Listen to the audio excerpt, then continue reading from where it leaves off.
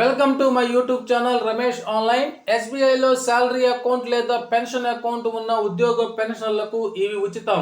40 లక్షల రూపాయల వరకు ఉచిత ఇన్సూరెన్స్. ఎస్బీఐ ప్రకటన. ఆ వివరాలేంటో ఒకసారి ఈ వీడియోలో చూసేద్దాం. చూసే ముందుగా ఫ్రెండ్స్ ఎవరైనా ఇంకా మన ఛానల్ని సబ్స్క్రైబ్ చేసుకోకపోతే వెంటనే సబ్స్క్రైబ్ చేసుకోండి. ఇక విషయానికి వచ్చినట్లయితే మీరు ప్రభుత్వ ఉద్యోగుల మీ జీతం ఖాతా స్టేట్ బ్యాంక్లో ఉందా? అయితే మీరు 40 లక్షల రూపాయల ఇన్సూరెన్స్కు అర్హులు. స్టేట్ బ్యాంక్ను ట్రెజరీ బ్యాంక్ అని కూడా అంటారు. ప్రభుత్వ ఆర్థిక కార్యకలాపాలన్నీ దాదాపు ఈ బ్యాంకు ద్వారానే జరుగుతూ ఉంటాయి. ముఖ్యంగా ప్రభుత్వ ఉద్యోగుల జీతాల బట్వాడాలో ఈ బ్యాంకు కీలక పాత్ర పోషిస్తుంటుంది.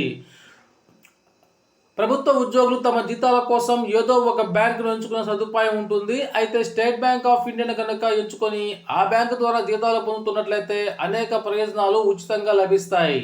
ఈ విషయం చాలా మందికి తెలియక అవకాశం ఉండి కూడా ఈ ప్రయోజనాల్ని పొందలేకపోతున్నారు. ఉదాహరణకి వివిధ రకాల లోన్లు అంటే హౌసింగ్ లోను, పర్సనల్ లోన్ లాంటి ఏ లోన్ తీసుకున్నా సరే తమ బ్యాంకులో అకౌంట్ ఉన్న ప్రభుత్వ ఉద్యోగికి ప్రాసెసింగ్ ఛార్జీలు 50% మాత్రమే తీసుకుంటారు. అలాగే డ్రాఫ్ట్లు, చెక్కులు, SMS హెచ్చరికలు అన్నీ కూడా పూర్తిగా ఉచితంగా లభిస్తాయి. అలాగే 2 నెలల జీతం ఓవర్ డ్రాఫ్ట్గా కూడా పొందవచ్చు. అనగా ఏదైనా కారణాల వలన ఉద్యోగి 2 నెలల జీతం రాకపోతే ఈ ఫెసిలిటీ ముందుగానే తీసుకోవచ్చు.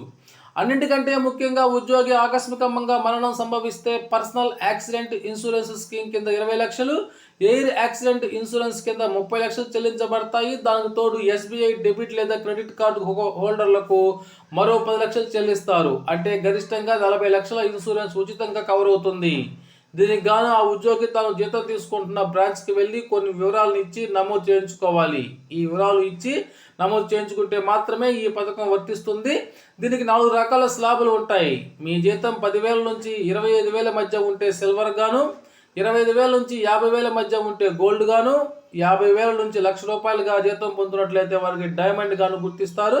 1,00,000 పైబడి జీతం పొందినట్లయితే వాటికి ప్లాటినం గాను నిర్ణయిస్తారు. స్లాబ్ను బట్టి ఈ ఇన్సూరెన్స్ కవరేజ్ ఉంటుంది. అనగా సిల్వర్గా ఉంటే కొంత ఇన్సూరెన్స్, డైమండ్గా ఉంటే కొంత ఇన్సూరెన్స్, అలాగా స్లాబ్ను బట్టి ఇన్సూరెన్స్ కవరేజ్ అవుతూ ఉంటుంది.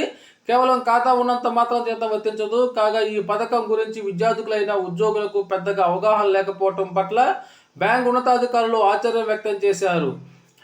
వీడియోల ద్వారా ప్రతి ఉద్యోగికి అందేలా సందేశం ప్రచారం చేస్తున్నారు. నమోదు చేయించుకున్న ఉద్యోగులు ఆ వివరాలు తమ కుటుంబ సభ్యులకు చెప్పకపోవడంతో పథకంలో ఉండి కూడా ఆ కుటుంబం ప్రయోజనాలు పొందలేకపోతుందట. అందుకే ప్రతి ప్రభుత్వ ఉద్యోగి తమ వివరాలను కుటుంబ సభ్యులకు చెప్పి తమ మరణానంతరం ఈ ప్రయోజనాలను వారు పొందేలా తెలుసుకోవాలని చెప్తున్నారు. ఓకే ఫ్రెండ్స్, ఇది సమాచారం.